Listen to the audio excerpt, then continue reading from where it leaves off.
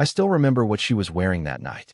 It was one of those little black dresses that clung to her hips like it knew every secret curve of her body. The kind she used to wear on our dates when we first fell in love. It wasn't a special occasion. No anniversary, no celebration. Just a random Wednesday night. A bottle of red wine breathing on the counter, and the scent of roasted garlic thick in the air. And yet something was off. I noticed it the moment she sat down. Her smile was too wide, like it had been rehearsed. Her tone was almost too chipper, too light. Then came the first real clue. She put her phone down on the table face down. Emily never did that. Not unless she didn't want me seeing something. The screen lit up once, then again. She didn't flinch, but I saw her glance at it from the corner of her eye. Twice. Whatever was happening on that screen was more important than the words coming out of my mouth. So, she said, stirring the pasta with her fork, have you ever wondered what it would be like to be with someone else? I laughed. Thought she was teasing. Like role play? I asked. Are we talking costumes here? Or is this about your thing for Jason Momoa again? She didn't laugh. She just tilted her head, looked at me with those eyes that used to melt me in the early years of our marriage. Now, they just made my gut twist. No, she said softly. I mean for real. Like, actually being with someone else. You, me, both of us. Exploring. An open marriage. She dropped the words like they were just casual. I stared at her. I remember the fork in my hand felt suddenly ridiculous, like I was holding a prop in a play I hadn't signed up for. Emily sipped her wine, like this wasn't a nuclear bomb she had just lobbed into the middle of our dinner table. Like this wasn't the moment that would rip apart every bit of certainty I had about our life. I've been reading about it, she continued. It's not even that weird anymore. So many modern couples do it. It's all about freedom, honesty, self-discovery. Her voice sounded like a blog post. Polished. Practiced. Pre-approved by some anonymous Reddit thread. I didn't say anything. I just watched the wine trace a crimson ring around the inside of her glass as she swirled it. And then she twisted the knife. You could even sleep with my sister if you wanted. She said it like a joke. A smirk on her lips. But her eyes never quite matched the smile. I felt the temperature in the room drop. Not because of what she said, but because of how she said it, dismissively. Like I was the irrelevant one. The harmless one. The man who wouldn't dare. My jaw tightened. I forced a chuckle. That's generous of you. I muttered, taking a bite just to have something to do. Inside, something snapped. I looked across the table at this woman, my wife of nearly 10 years, and realized I didn't recognize her. Or maybe, I just finally saw her clearly for the first time. She had already made her choice. This wasn't a conversation. It was an announcement. The phone on the table buzzed again, and this time her hand hovered, just briefly, like her real attention was somewhere else. Who was she texting? I didn't need the answer. I already knew. The rest of the meal played out in a haze. I nodded in the right places, forced a smile when appropriate, and made sure to match her tone. Light, open-minded, calm. But beneath it all, I was unraveling. Not in a way that left me broken. No, in a way that made me dangerous. She thought she had power. She thought she could control the narrative, set the rules, humiliate me with that cruel little dare about her sister. But what she didn't realize, what she had just handed me on a silver platter, was permission. Not just to play her game, but to beat her at it. By the time we were cleaning up the dishes, I had made my decision. She wanted an open marriage? Fine. She wanted me to feel small, like a man who should be grateful for scraps? Fine. Let's see how she handles it when the scraps she so casually offered bite back.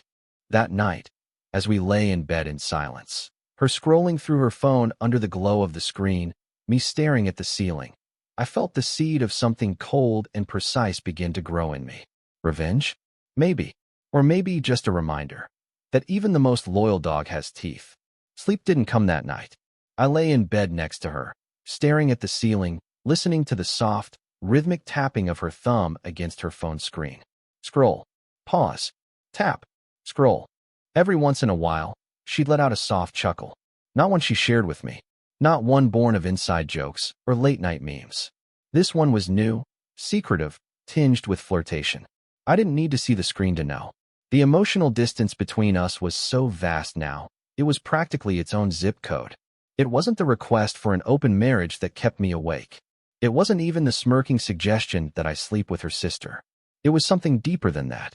It was the realization, the clarity, that she was already gone. The suggestion hadn't been a conversation starter. It was a cover story, a way to drag her sins into the light and dress them up as evolution, modernity, empowerment. Something she could spin as progressive rather than what it really was: selfish, cold, calculated betrayal. I closed my eyes and remembered a different version of her. The woman I married. The one who used to leave me notes in my lunchbox, just because. The one who used to wear my old college hoodie around the house and crawl into my lap during movie nights. She used to hum while folding laundry.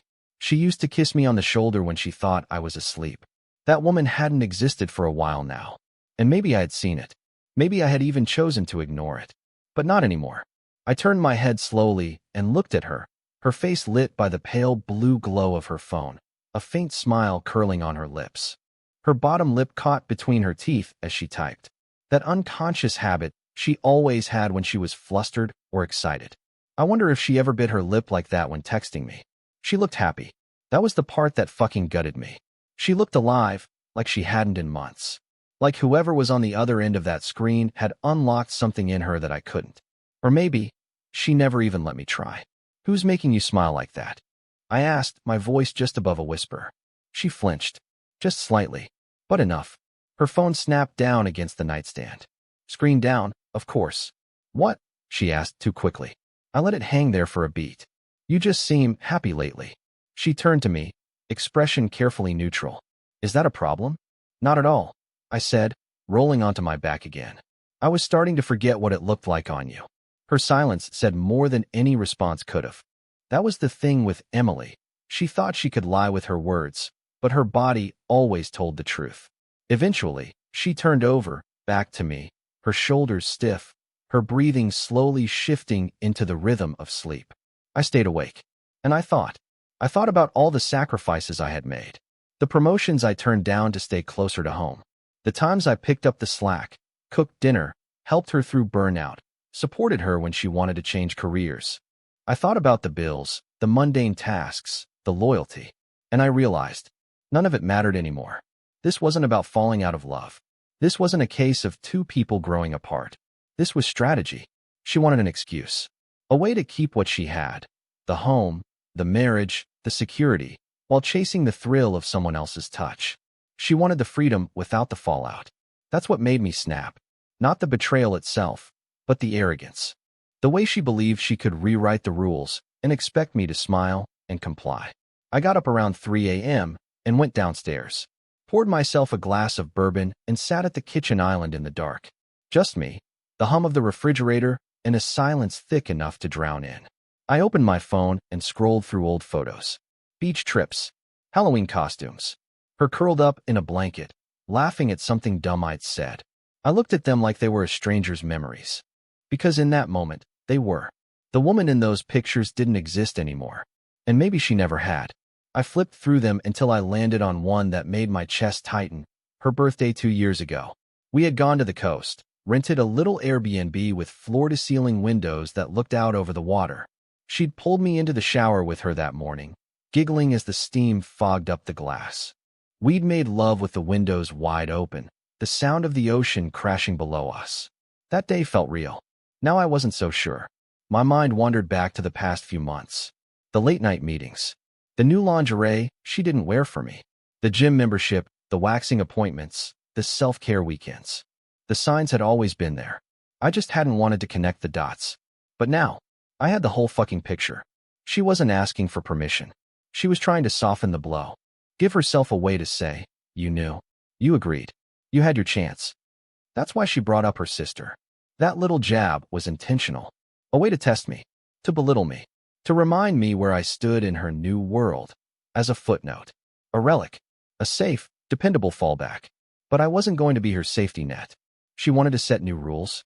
Fine. But she would learn what it felt like to lose. To be on the outside looking in. To feel that cold, creeping suspicion when the person you trust most suddenly smiles at their phone a little too long. She would feel that. Every ounce of it. I stood up, dumped the rest of the bourbon down the sink, and stared out the kitchen window into the dark. The stars above looked sharp. Icy. Unforgiving. Just like I was about to become. It started with observation. No confrontation. No accusations. No drama. Just me, quietly collecting the pieces of a puzzle she thought I'd never figure out. Emily had always been careless with her lies, the kind of woman who believed she was smarter than the room, especially when the room was her husband. But I've always played the long game. I learned early in life that silence unnerves people more than shouting ever could. So I watched. It took exactly 6 days to confirm what I already suspected. The phone, the new clothes, the random client dinners she dressed up for. It was all part of the play. The man she was seeing, her target, was someone I'd heard about before. His name came up in casual conversation, always in the same flippant tone. Ethan said the marketing pitch was brilliant. Ethan thinks we should pivot to a younger audience. Ethan's hilarious. You'd like him. I never liked how she said his name. Like he was someone I should admire. Like he was someone I should fear. Ethan was her coworker. Same floor, different team. A handsome prick, mid-30s, lean with that try-hard stubble and the cocky smirk of a man who thought his dick was a gift to humanity. The type that wears leather sneakers to the office and thinks it makes him edgy. She thought I'd never connect the dots. But once I decided to look, everything became obvious. Thursday night. She left for a late planning session. I waited 10 minutes, grabbed my keys, and followed from a few cars back. Her phone was on silent. I knew because it buzzed on the counter when I called. A mistake she wouldn't realize until much later. She wasn't heading to the office. She took a turn onto Sycamore and pulled into a dimly lit parking lot behind a boutique hotel. Not the entrance. The back lot. The kind people use when they don't want to be seen. She parked. Waited. 3 minutes later, Ethan's silver Tesla pulled in beside her. They didn't kiss. Too smart for that. But she smiled at him like she used to smile at me. The kind of smile that started in her mouth and ended in her thighs. They disappeared inside together. I didn't follow. I just sat there, engine off, the dashboard light casting a faint glow across my knuckles. I wasn't even angry. Not anymore. It was something colder now. Focused. She thought she was clever, rebranding infidelity as freedom, dressing up betrayal as growth, and offering me her sister like a fucking joke, as if I was too broken to even try. That night, I didn't drink. I didn't rage. I just sat at the dining table with my laptop and started building a different kind of blueprint. Not of a confrontation, but of a counterattack. I pulled up her sister's social media. Melanie, 3 years younger. Just out of a messy breakup with some failed tech bro who left her drained and bitter. She worked in PR, freelance from a shared workspace downtown. We'd never been close, but I'd always gotten the sense she respected me in the way people respect quiet men, with a hint of mystery, a little curiosity. In fact, I remembered one Thanksgiving 2 years ago. Her hand had brushed mine as we both reached for the same serving spoon. She didn't pull away. Just looked at me a second longer than she needed to. At the time, I thought nothing of it. Now, it felt like a thread waiting to be pulled. The next morning, I played it cool. Made coffee. Kissed Emily on the cheek. She flinched, maybe out of guilt, maybe because she thought I didn't deserve to touch her anymore. How was your meeting? I asked, voice even. Long, she said too quickly. Exhausting. I looked down at her phone on the table. Face down, of course. Did Ethan bring pizza again?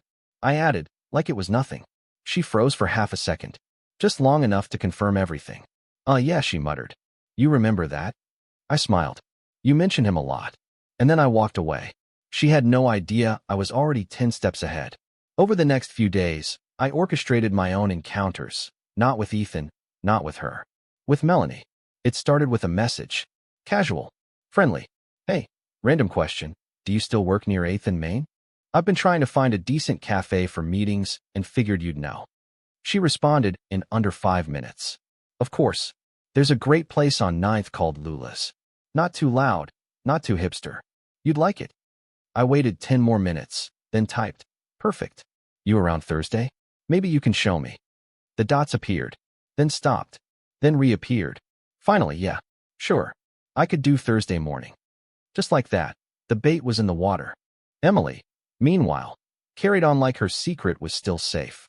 She didn't notice that I watched her more carefully now, that my gaze lingered a beat too long when she came down the stairs wearing perfume she never wore for me, that I smelled Ethan on her once, faintly, on the collar of her coat. I didn't say a word, because this wasn't about confrontation anymore. It was about control. The cruel joke she made about Melanie, offering her up like a pawn, had backfired in the most poetic way. She thought she could belittle me, diminish me, remind me of my place. But what she didn't understand was that I wasn't playing the same game. I was rewriting the rules. She handed me the weapon. I was just waiting for the right moment to aim it. Lula's Cafe was nestled in a corner of the old market district, the kind of place that advertised locally roasted beans and ethically sourced pastries, like salvation, could be found in a croissant. Brick walls, Edison bulbs, soft jazz in the background. It was the kind of quiet, intimate space where secrets felt safe. Melanie arrived 2 minutes late. She looked better than I remembered. Her hair was darker now, curled slightly at the ends, framing her face in a way that made her look less like Emily's younger sister and more like her own person. She wore a soft gray sweater that hung just loose enough to suggest she hadn't entirely dressed for business, and high-waisted jeans that curved around her hips like an afterthought of seduction. I stood when she approached. "Sorry," she said, brushing a strand of hair behind her ear. "The parking around here is hell." "Perfect timing," I said, gesturing to the table. I just sat down. We ordered coffee, and for the first few minutes, it was nothing but polite conversation. Surface level. She asked about work, about the kids in the neighborhood, about whether I still coached Little League, even though we both knew I hadn't since Emily started working late. I returned the favor, asked about her freelancing gigs, her breakup, whether she was still doing yoga on Saturdays. "Sometimes," she said, smiling into her cup. "Depends on whether I feel like contorting myself into a human pretzel before noon." I laughed, and she laughed with me, the kind of laugh that lingered a half-second longer than it needed to. There was something else there. Not just amusement. Interest. And I knew, in that moment, the door was open. "So," she said, leaning back, "what made you want to meet up?" I let the silence stretch just long enough to feel deliberate. "I guess," I began, choosing my tone carefully, "I needed a reminder that some people in this family still live in reality." Her brow furrowed. "That's vague." I gave a soft, humorless chuckle. "Emily and I are navigating something. And she mentioned you, weirdly enough. Said you wouldn't care if I started exploring." Melanie blinked. "She said that." I nodded slowly, watching her reaction. "That's a hell of a thing to say." She paused. "And what? You figured you'd test it?" Her voice wasn't angry. It was curious. Teasing. Almost flirtatious. I met her gaze. I figured I'd see if she was bluffing. Another pause. She leaned forward slightly, lowering her voice. "She's not bluffing, by the way." That caught me off guard. Melanie took a slow sip of her latte. "I know she's been seeing someone. I don't know who, exactly, though I've got my guesses. But she's different lately. Lighter. Arrogant, almost. Like she thinks she's untouchable." Her words landed heavy. It was the first honest assessment I'd heard from anyone, and it came from the one person Emily assumed would never take my side. "She never used to be like this," Melanie said, swirling the foam in her cup. "There was a time I thought you two were solid. Unshakable. You were the stable one." "I still am," I replied. She looked at me for a long moment, and something flickered behind her eyes. Recognition, maybe. Or hunger. "You know," she said softly, "when you and Emily got married, I always thought you were a little too good for her." That landed harder than I expected. I swallowed. "You never said anything." "Of course not." Her mouth curled into a half-smile. "What would that have changed? You were head over heels. And she was always possessive, even of me." The implication hung in the air like electricity. I leaned in slightly, lowering my voice. "And now?" Melanie tilted her head. "Now I think she's playing a dangerous game. And you?" Her gaze dropped to my mouth and back up. Seemed like a man who doesn't lose quietly. My pulse kicked up a notch. The air between us had shifted. What started as a test, a manipulated encounter, was suddenly pulsing with real tension. Sexual, emotional, personal. "I haven't lost anything," I said. "Not yet." Her eyes narrowed slightly. "But you plan to take something back." "Maybe." Her pride. I smiled. "Something more precious." She didn't flinch. Didn't pull back. She leaned closer, chin resting on her hand. "You're playing with fire." "I'm counting on it." There was a long pause. Then she stood, brushing imaginary lint from her jeans. "I have a meeting," she said, but her tone was softer now. Less guarded. "But if you ever want to talk again, I wouldn't mind. Coffee. Or something stronger." I stood as well. "I'll hold you to that." As she turned, she hesitated. glanced back at me with a smile that had just enough edge to it. "Tell Emily," she said.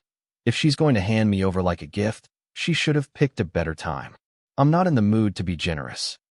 Then she walked out, and I sat there, heart pounding. This wasn't just going to work, it was going to burn. The next time I saw Melanie, it wasn't an accident. It was Thursday again, exactly 1 week after our first coffee.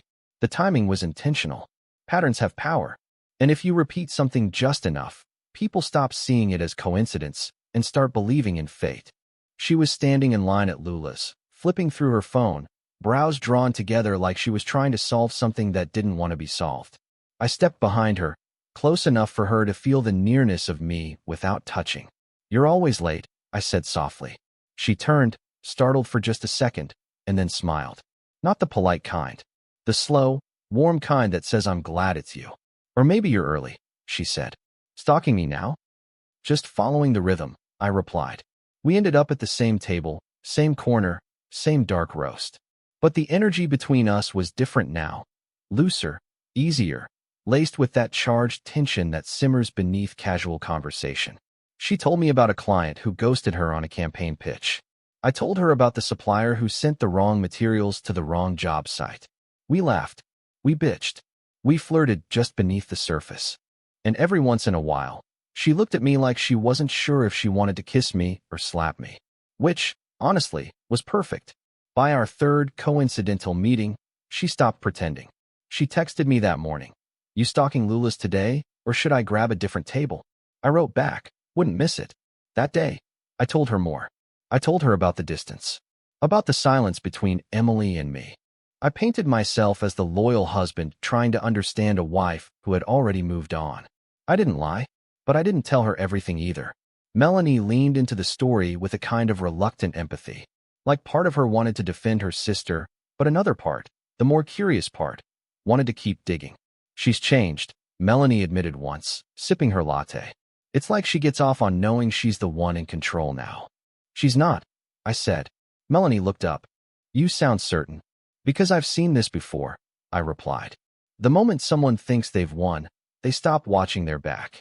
She studied me for a moment, eyes narrowing slightly. "And you always watch yours?" "Always." A beat passed. Then she smiled, slow and deliberate. "I bet you do." From that point on, our conversations deepened. I let little truths slip out.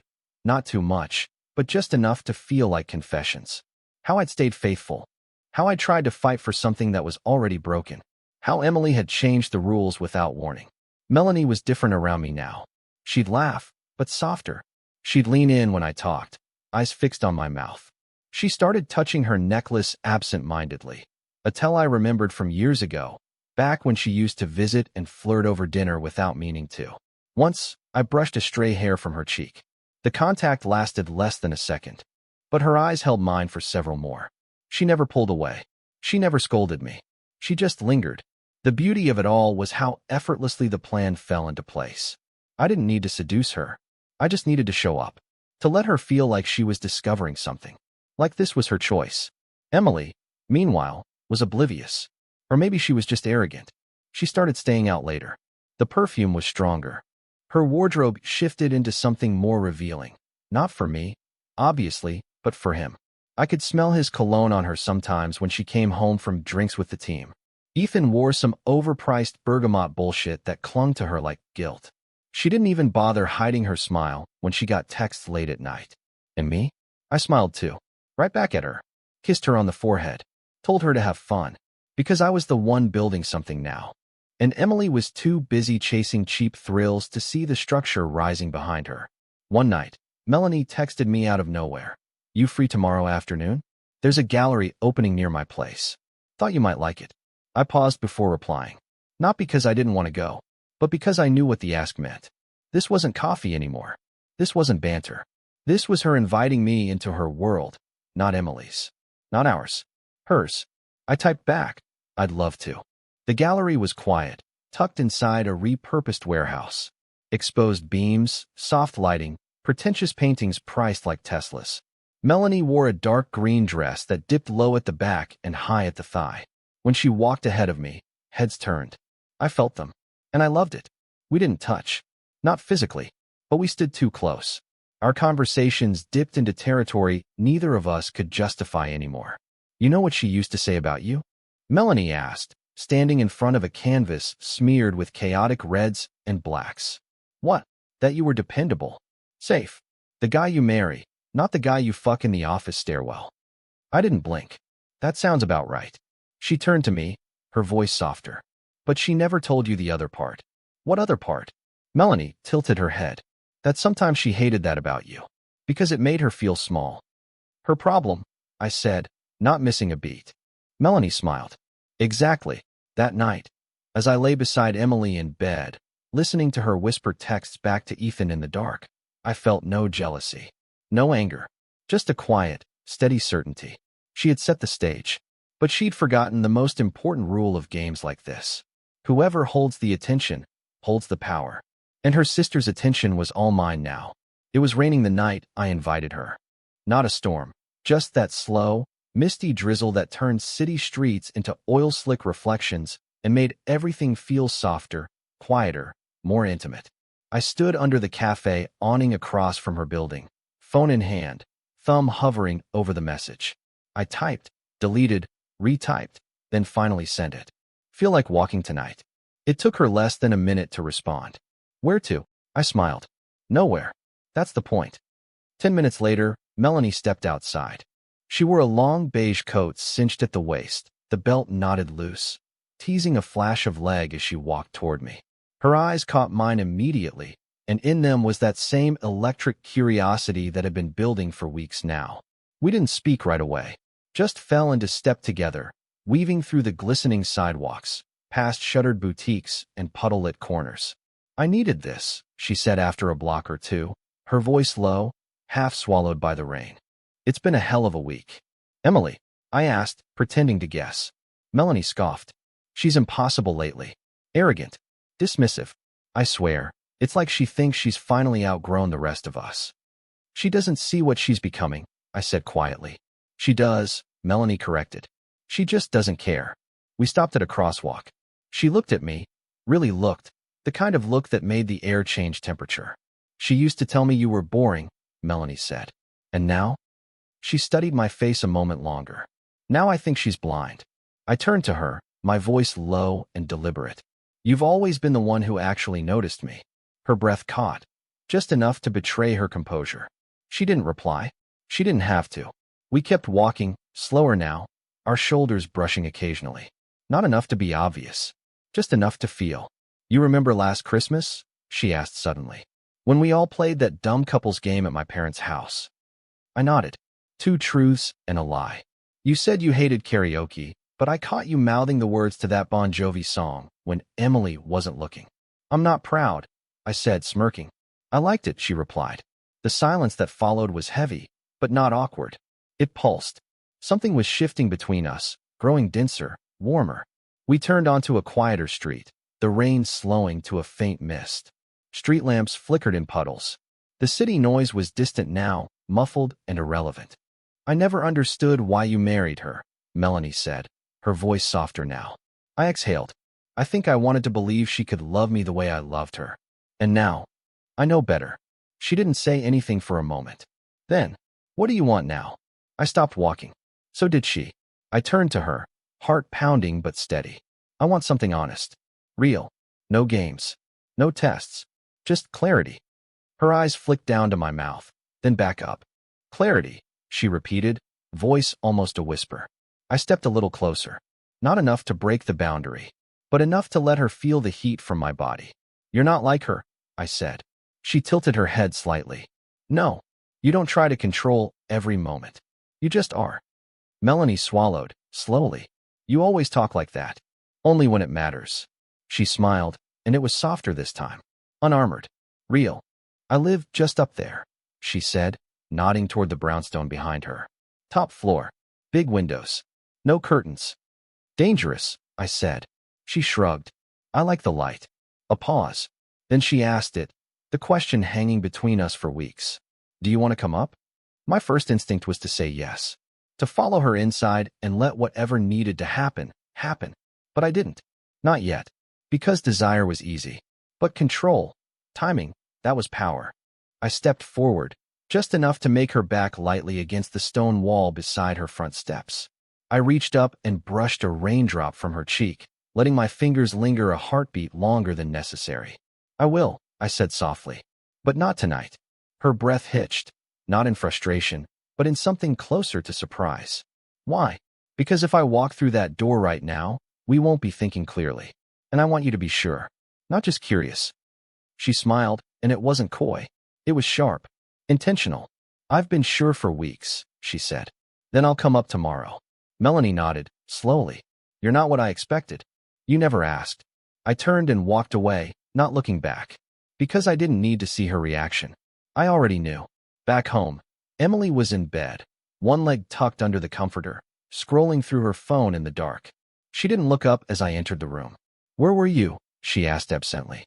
"Out," I said simply, peeling off my coat.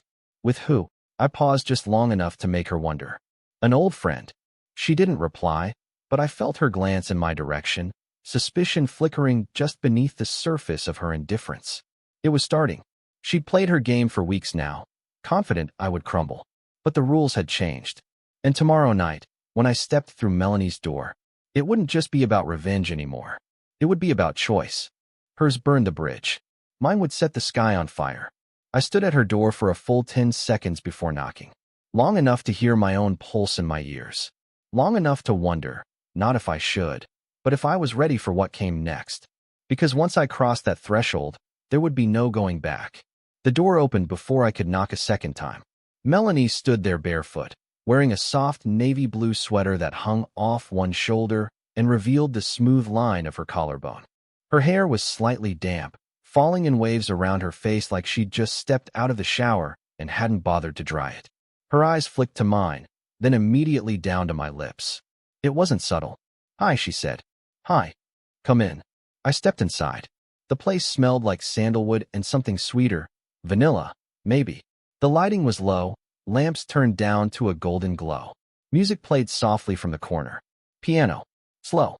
Wordless. She took my coat and draped it over the back of the couch. Her fingertips grazed my arm as she turned to face me. "You want something to drink?" "No." She nodded slowly. "Me neither." We stood there, not speaking, the silence between us almost unbearable in its weight. Not awkward, charged. Every second felt like a held breath. "Can I ask you something?" she said finally. "Of course. When you look at me now, are you thinking about her?" I didn't blink. "No." She swallowed. Her arms were crossed, but not defensively. It was like she was trying to contain something shaking inside her. "I don't want to be a weapon," she whispered. "You're not." "I don't want to be a mistake, either." "You're not that either." A beat passed. "Then, what am I to you then?" I took a step forward, closing the space between us. She didn't move. Her breath caught, lips parted, eyes locked on mine. "You're the only thing that's felt real in months," I said. She reached up slowly, her hand hovering near my chest like she wasn't sure if touching me would ruin everything or save it. And I waited, because this moment, more than any other, had to be hers. When her fingers finally brushed the front of my shirt, I exhaled. And then I kissed her. It started slow. Not tentative, intentional. My lips found hers with the kind of quiet certainty that comes not from impulse, but from weeks of waiting. It wasn't hurried or clumsy. It was precise, honest, devastating. Her hand slid up my chest, around the back of my neck, fingers threading into my hair as she pressed against me with a need that had nothing to do with sex and everything to do with finally being seen. She moaned into my mouth, soft, involuntary, and I pulled her tighter, our bodies aligning like they were never meant to be apart. We kissed like people who'd been starving for connection, like people who had been lied to, dismissed, pushed aside, and finally found someone who looked at them and stayed. When we broke apart, her forehead rested against mine, our breaths mingling. "I wasn't supposed to feel this way about you," she whispered. "Then don't say it," I replied. "Just feel it." She smiled, eyes still closed. I kissed her again, this time harder. Her sweater slid off her shoulder, my hands finding the warm skin of her back as she pulled me toward the couch. But before we fell into it, I stopped, just long enough to meet her eyes. "Are you sure?" Melanie nodded. "I've never been more sure." And yet, I didn't let it go further. Not that night.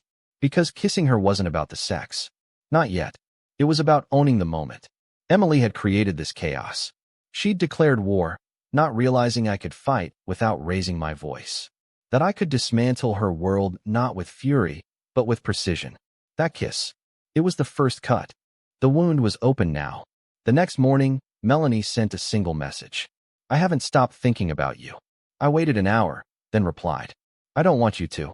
Meanwhile, Emily moved through the house like nothing had changed. Still too busy with her texts and her perfume-slick nights out to notice the shift in gravity. Still too convinced of her own invincibility. But I saw the signs. She looked at me longer now when I walked by with a towel around my waist. Her eyes tracked me in silence, as if trying to catch a hint of something different in my scent, in my posture, in the way I carried myself. And there was something different. She just didn't know yet that it was her sister's lipstick I had scrubbed from my mouth the night before. That it was her sister's hands that had trembled on my chest.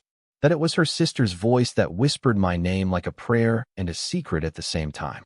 The irony of it all wasn't lost on me. She'd thrown down that line like a joke, remember? You could even take my sister if you want. She thought it would make me feel small, humiliated, like the desperate husband begging for scraps at her table. But now, her sister was the one texting me first, wanting me first, kissing me like I mattered. And Emily? Emily was still chasing some smug coworker with a fragile ego and a fancy car, never realizing she was the one being outplayed. The first kiss was a turning point, not because it marked the beginning of an affair, but because it proved something I needed to know, that she wasn't better than me, and I wasn't broken. I was wanted. The first time was at her place. The second time was in my car. It was 2 days later. She texted me around noon. Can you sneak away? I was in the middle of reviewing invoices for a client job. I stared at the message for a beat too long, then typed. Where? Anywhere. Just, I need you. I told my assistant I had an emergency site visit. Left the office 15 minutes later with my heart pounding and my mind already gone. We didn't even make it past the parking garage. Third level, tucked in the corner. My truck. Tinted windows. Rain ticking lightly on the roof. Her coat fell off her shoulders before the door closed behind her. Our mouths found each other in seconds. Hungry. Desperate. Honest. It wasn't about sex, though there was plenty of that, too. It was about need. Two people cast out by the ones who were supposed to love them, finding oxygen in each other's touch. Melanie didn't play games. She didn't check her phone mid-sentence. She didn't talk down to me or look through me. She saw me. That week, it happened again. Then again. Hotel rooms. Her place. One time in the back hallway of her co-working building, pressed against a wall, her hands tangled in my shirt, her moans barely stifled behind clenched teeth. We stopped pretending it was chance. We stopped pretending it was innocent. It became routine, but it never felt ordinary. The first time I undressed her in her apartment, she stood there in front of me, breathing hard, eyes wide with something that wasn't just lust. It was reverence. You deserve to be wanted, she said, pulling my belt loose, kissing the side of my neck like she was apologizing for all the times her sister never had. You do too, I replied, slipping the sweater over her head. And that night, when we finished, tangled, breathless, skin still warm, she didn't rush me out. She didn't ask me what we were doing. She curled into me and whispered, I don't want to go back to pretending. I didn't either. But we did, of course, because the game wasn't over. Back home, Emily was growing suspicious. Her eyes lingered on me more now. Her smiles were forced. Her texts became shorter, less giddy.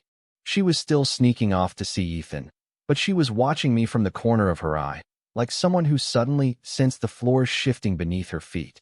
At dinner one night, she looked up mid-bite and asked, Is something going on with you? I shrugged. What do you mean? You're different. I smiled. Maybe I'm just finally taking your advice. She blinked. What advice? You told me to be more adventurous. Her fork hovered over her plate. I watched her chest rise and fall once. Twice. Then she laughed. Well, whatever it is, keep doing it. You seem less pathetic lately. I smiled again, steady, calm. But inside, I was already thinking about the way Melanie tasted. The way she gripped my hands like I was the only thing keeping her tethered to the world. The way she'd say my name in a half-broken whisper just before she came. Less pathetic? She had no idea. Melanie and I began to talk more. Real conversations. Late-night phone calls, whispered admissions. She told me how Emily used to control everything. even their childhood. That she always had to be the favorite, the prettiest, the one who got her way. I used to let her, Melanie said one night, lying in bed next to me, head on my chest. But not anymore. You haven't been her shadow in a long time, I said, stroking her bare back. I think I always wanted to step out of it, she murmured. I just didn't know how. Now you do. She raised her head, met my eyes. Do you think she knows? I shook my head. She suspects something, but she's still too busy playing her own game. Melanie hesitated. If she finds out, I brushed her hair behind her ear. Then she'll finally understand what it feels like to be replaced. There was silence between us after that, but it wasn't uncomfortable. It was heavy, meaningful. We were doing something we both knew crossed every line. But neither of us could stop. Not because of revenge anymore. Not entirely. Revenge had been the spark. But this was something else now. Melanie started showing up unannounced. She'd bring coffee to my office, leave notes under my windshield wiper. One of them said, "You're not a backup plan. You're the prize." Another simply read, "Can't stop thinking about your hands."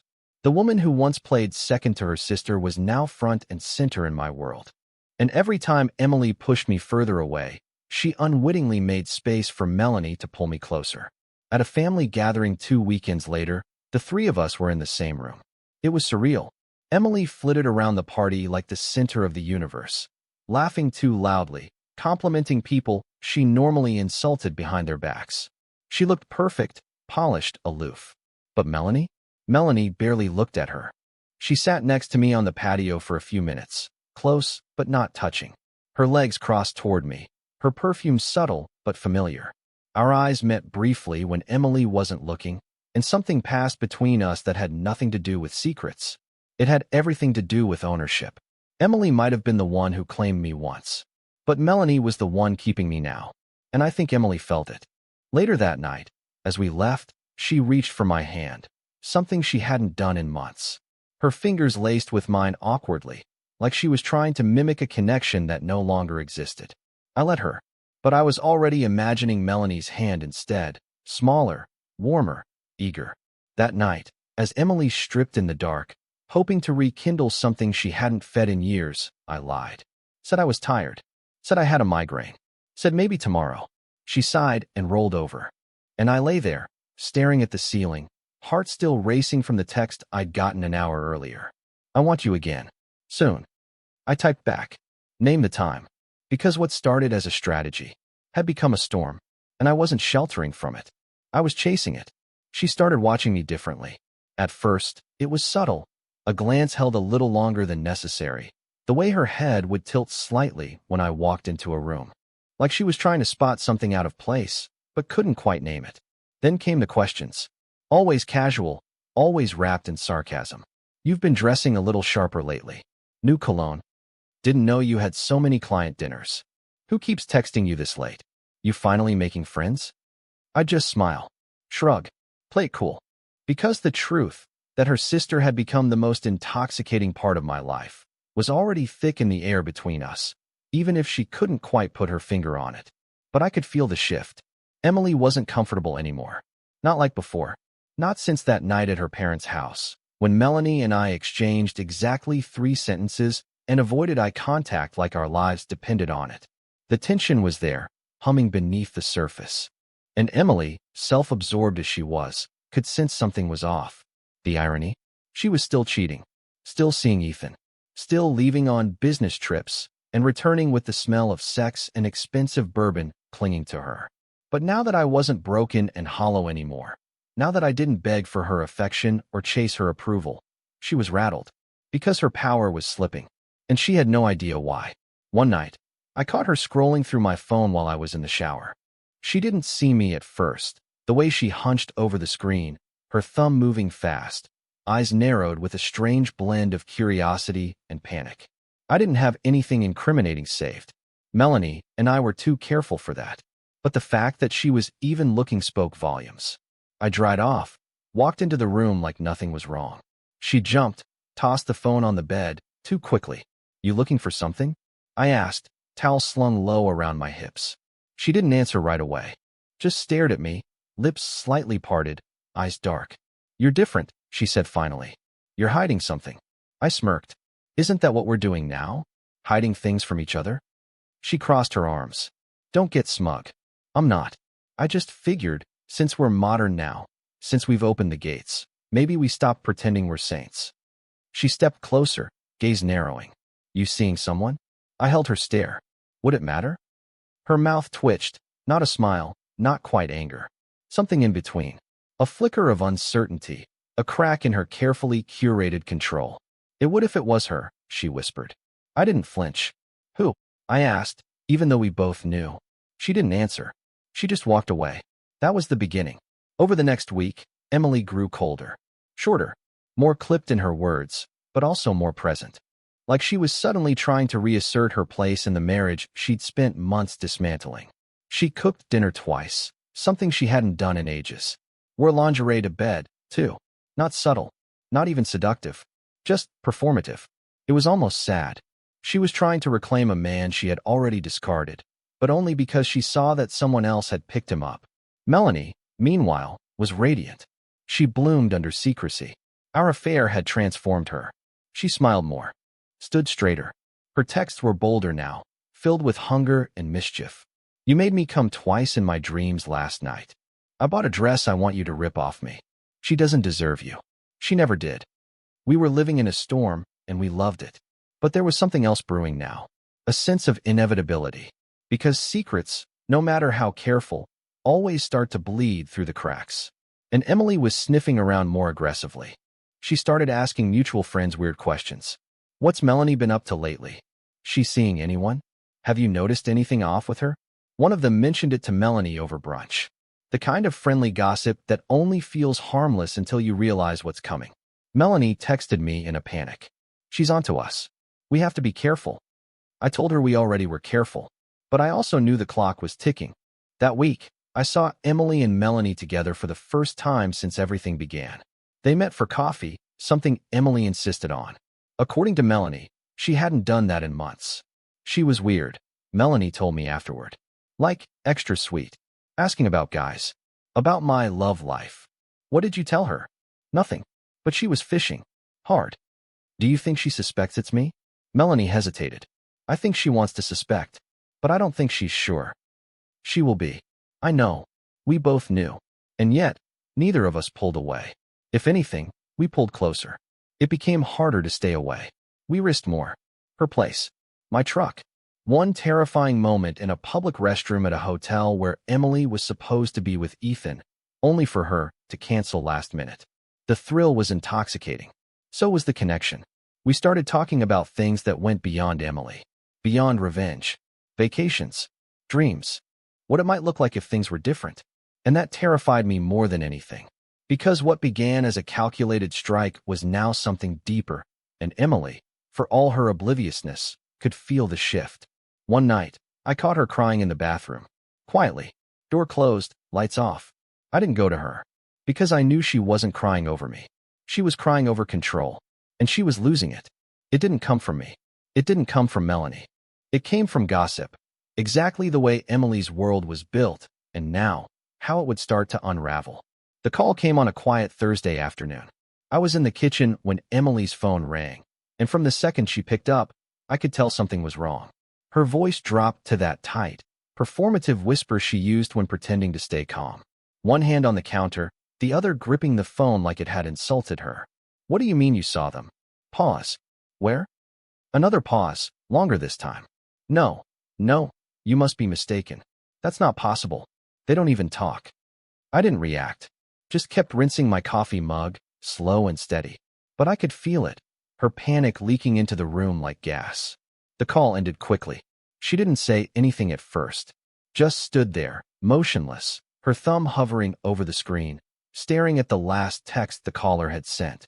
I knew what it said. I didn't need to see it. I dried my hands, turned toward her. Everything okay? Her head snapped up. Yeah, fine. But her face told a different story. Her skin was pale, lips drawn tight, and there was a faint tremble in her fingers. I watched as she locked her phone and set it down, face down, just like she always did when she didn't want the truth interrupting her delusions. That night, she barely spoke to me. And the next morning, she left early, claiming she had a meeting downtown. She didn't. She went straight to Melanie's apartment. Melanie told me later that she tried to play it cool, answered the door in sweatpants, smiled like it was just another drop-in. But she knew something was coming the moment she saw Emily's face. She looked like someone had spat in her wine, Melanie told me. Cold, tight, but trying so hard not to explode. They made small talk for a few minutes. Coffee, work, the weather. Then Emily dropped it like a blade. Are you sleeping with my husband? Melanie didn't deny it right away. She didn't say anything. That silence was all the confirmation Emily needed. You know what the worst part is? She spat. I gave you permission. I practically dared him. But I didn't think he'd actually choose you. Melanie looked her dead in the eye and said, he didn't choose me because you dared him. He chose me because you left him starving. Emily slapped her, open palm, across the face. Melanie didn't flinch. She just turned and walked into the kitchen, grabbed a bag of frozen peas from the freezer, and held it to her cheek like it was the most normal thing in the world. She screamed something about betrayal, Melanie said. But it wasn't about the marriage. It was about losing. That's all it ever is with her. Back at home, Emily didn't speak to me for the rest of the night. She didn't scream. She didn't cry. She just paced. At one point, I walked past her in the hallway, and she stared at me like I was a stranger. A stranger she hated for existing. Then, just before midnight, she finally said it. You took her. I stopped, turned to face her. You told me I could. She laughed, sharp, bitter. I dared you. I never thought you'd actually do it. And I never thought you'd cheat on me, I replied. But here we are. She blinked, and for a second, I saw it. Not pain, not regret, but humiliation. It burned hotter than anything else inside her. She couldn't believe someone had outplayed her. Me, of all people. She's my sister, she hissed.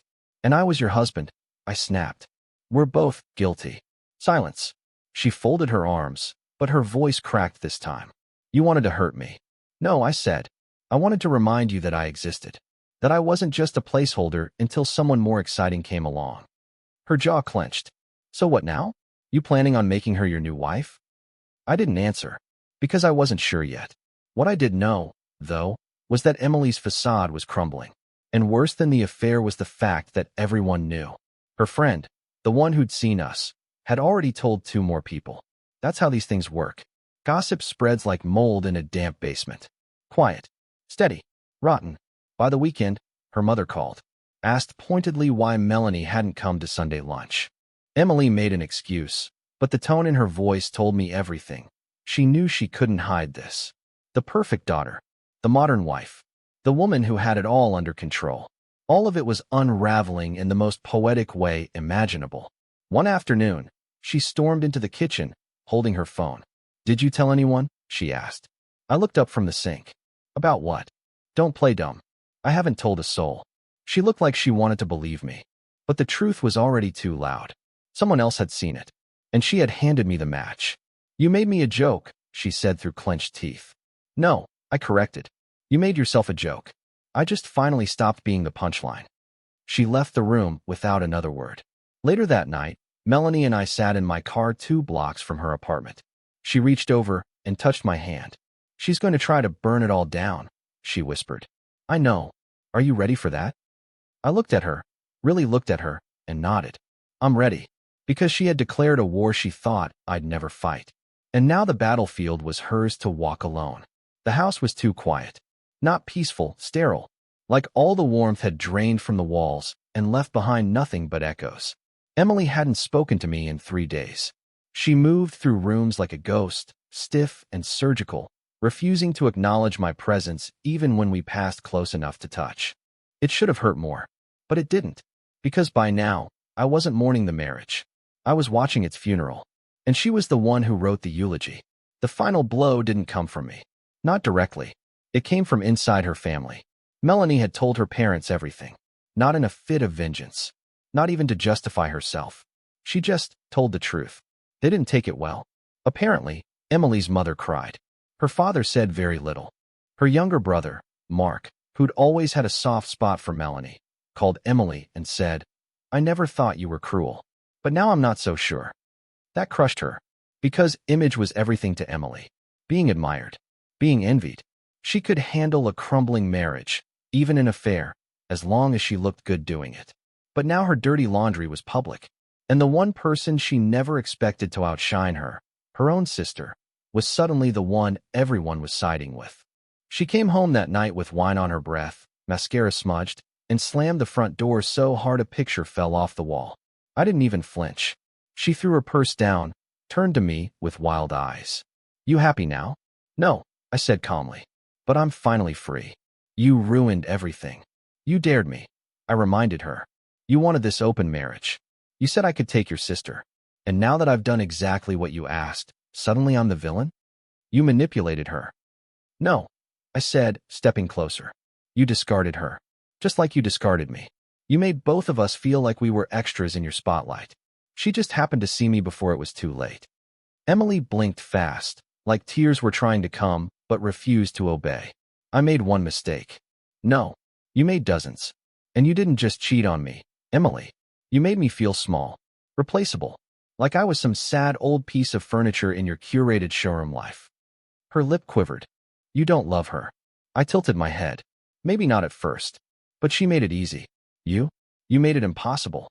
A silence fell between us that felt heavier than shouting. Then she said the most honest thing I'd ever heard from her lips. "I never thought you'd have the balls." I smiled. "That's the problem. You never saw me. Not really." The next morning, I filed the paperwork. She didn't fight it. Just stared at the envelope, nodded once, and walked away. No apology. No tears. Just that same bitter smirk she wore like armor. But her eyes? Her eyes were shattered. 2 weeks later, she moved out. Took her clothes, her perfume, her curated life. Left behind her wedding ring on the kitchen table, like that was supposed to mean something. I tossed it in a drawer and never opened it again. The fallout with her sister was nuclear. Emily tried to spin it at first, claimed I had seduced Melanie, played the victim card. But no one bought it. Her parents didn't take sides publicly, but they stopped inviting her to things. Friends chose distance. Some of them messaged me, offering support, saying things like, "We always thought she treated you like an accessory." The reputation she'd spent years building unraveled almost overnight. Worse, she had no one left to blame. Meanwhile, Melanie and we didn't rush things. After the divorce, we took a break. Not from each other, but from the whirlwind. We needed time to breathe, to understand if what we had was real or just forged in fire. Turned out, it was both. There was still guilt, still moments of awkwardness when her name came up. But over time, it faded, replaced by something stronger. Not just lust, not just revenge. Connection. The kind Emily never gave me, because she didn't know how. And Melanie? She loved quietly, fiercely, authentically. She didn't want control. She just wanted me. Months later, we were sitting on a balcony overlooking the city, glasses of red wine in hand, her head on my shoulder. "I never thought we'd end up here," she whispered. "Neither did I. Do you regret it?" I looked at her, at the woman who saw me when no one else did, who stood by me through fire and fallout, and still chose to stay. Not for a second. She kissed me softly, no longer with hesitation or guilt, just the kind of peace we'd both earned the hard way. If you're reading this, if you're in the place I once was, hollow, discarded, humiliated, let me tell you this. You're not broken. You're not weak for feeling pain. And revenge? It's not about destruction. It's about reclamation. Reclaiming your worth, your voice, your identity. I didn't destroy Emily's world. She did that all on her own. I just stopped letting her destroy mine.